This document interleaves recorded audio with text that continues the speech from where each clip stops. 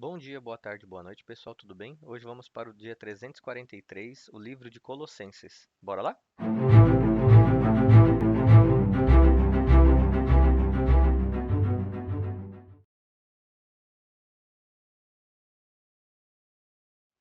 Colossenses 1. Paulo, apóstolo de Cristo Jesus, pela vontade de Deus, e o irmão Timóteo. Aos santos e fiéis irmãos em Cristo que estão em Colossos. Graça e paz a vocês da parte de Deus, o nosso Pai. Sempre damos graças a Deus, o Pai do nosso Senhor Jesus Cristo, quando oramos por vocês, pois temos ouvido falar da fé que vocês têm em Cristo Jesus e do amor que têm por todos os santos, por causa da esperança que está reservada a vocês nos céus, a respeito da qual ouviram por meio da palavra da verdade, o evangelho que chegou até vocês. Este evangelho está frutificando e crescendo por todo o mundo, como também ocorre entre vocês, desde o dia em que ouviram e entenderam a graça de Deus em verdade. Vocês o aprenderam de Epáfras, nosso amado cooperador e fiel ministro de Cristo para com vocês, que também nos falou do amor que vocês têm no Espírito. Por essa razão, desde o dia em que ouvimos essas coisas, não deixamos de orar por vocês. Pedimos que sejam cheios do conhecimento da vontade de Deus, com toda a sabedoria e entendimento espiritual, para que vivam de maneira digna do Senhor, agradando-lhe em tudo. Assim, vocês frutificarão em toda boa obra e crescerão no conhecimento de Deus. Serão completamente fortalecidos com o seu glorioso poder, para que tenham grande perseverança e paciência, e darão graças ao Pai com alegria, porque nos tornou dignos de participar da herança dos santos no reino da luz. Pois ele nos resgatou do domínio das trevas e nos transportou para o reino do seu Filho amado. Nele temos a redenção, o perdão dos pecados. Ele é a imagem do Deus invisível, o primogênito sobre toda a criação, pois por meio dele foram criadas todas as coisas nos céus e na terra, as visíveis e as invisíveis, sejam tronos, sejam soberanias, quer poderes, quer autoridades. Todas as coisas foram criadas por ele e para ele. Ele é antes de todas as coisas, e por meio dele tudo subsiste. Ele é a cabeça do corpo, que é a Igreja. É o princípio e o primogênito dentre os mortos, para que em tudo tenha a supremacia. Pois foi do agrado de Deus que nele habitasse toda a plenitude e por meio dele reconciliasse consigo todas as coisas, tanto as que estão na terra quanto as que estão nos céus, estabelecendo a paz por meio do seu sangue derramado na cruz.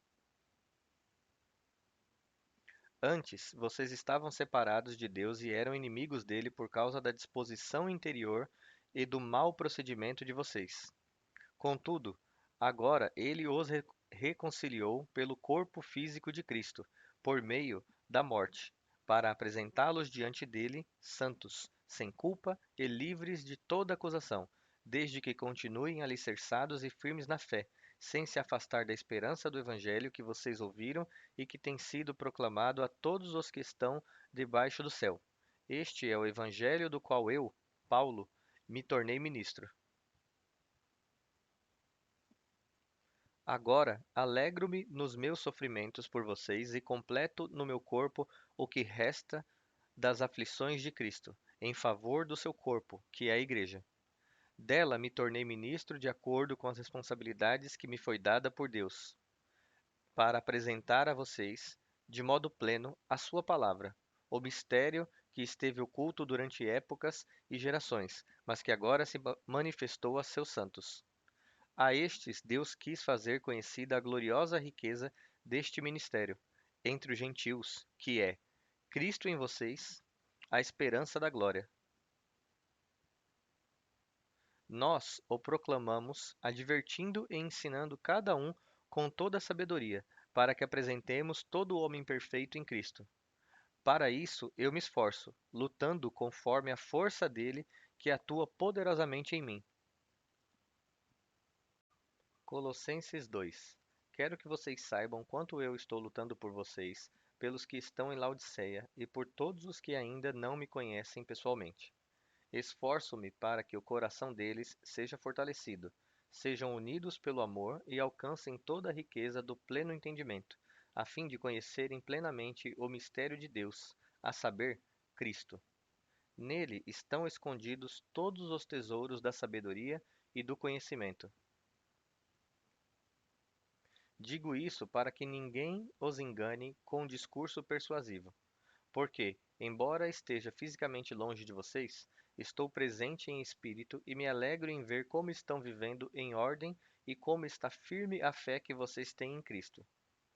Portanto, como vocês receberam Cristo Jesus, o Senhor, continuem a viver nele, enraizados e edificados nele, firmados na fé, como foram ensinados, transbordando de gratidão.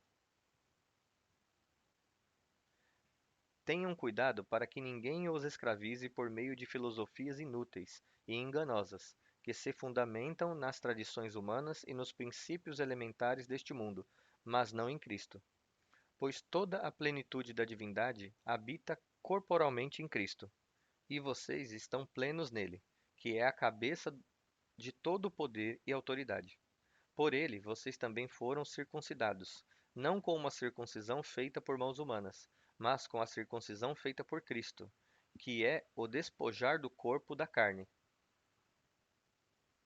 Isso aconteceu quando vocês foram sepultados com ele no batismo, e com ele foram ressuscitados pela fé no poder de Deus, que o ressuscitou dentre os mortos. Quando vocês estavam mortos por causa das transgressões e da incircuncisão da carne de vocês, Deus lhes deu a vida com Cristo.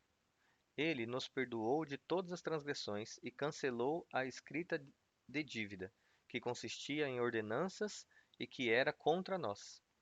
Ele a removeu, pregando-a na cruz, e, depois de ter despojado os poderes e as autoridades, humilhou-os publicamente quando triunfou sobre eles na cruz. Portanto, não permitam que ninguém o julgue pelo que vocês comem ou bebem, ou com relação a alguma festividade religiosa, ou a celebração da festa da lua nova, ou dos dias de sábado. Tudo isso é sombra das coisas que estavam por vir. A realidade, porém, encontra-se em Cristo. Não permitam que ninguém que tenha prazer em uma falsa humildade e na adoração de anjos os impeça de alcançar o prêmio.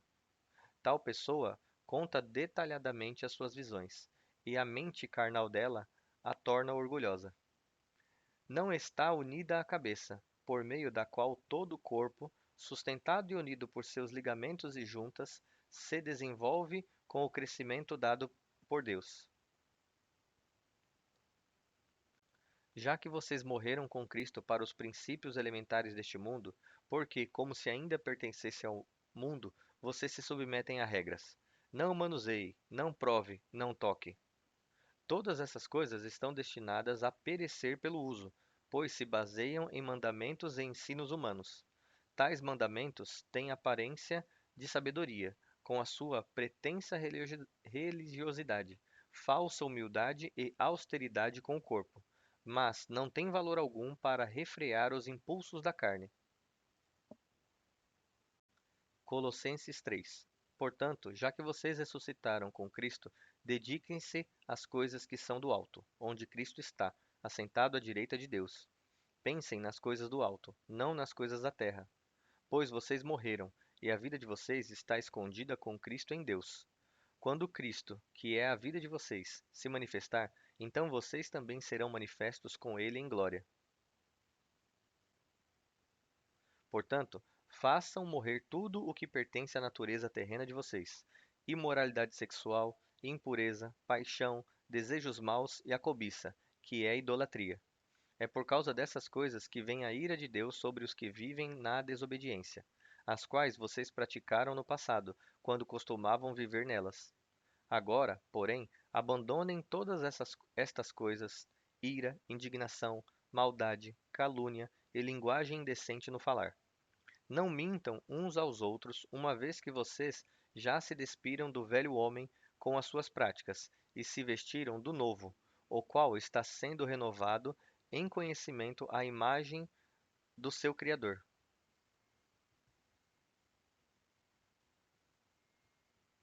Nesta nova vida, não há diferença entre grego e judeu, circunciso e incircunciso, bárbaro e cita, escravo e livre, mas Cristo é tudo e está em todos.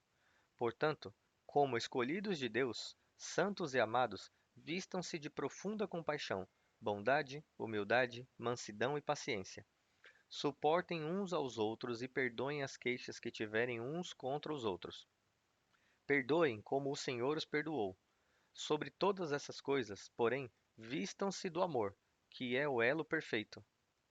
A paz de Cristo deve ser o juiz no coração de vocês, visto que foram chamados para viver em paz, como membros de um só corpo, e sejam agradecidos.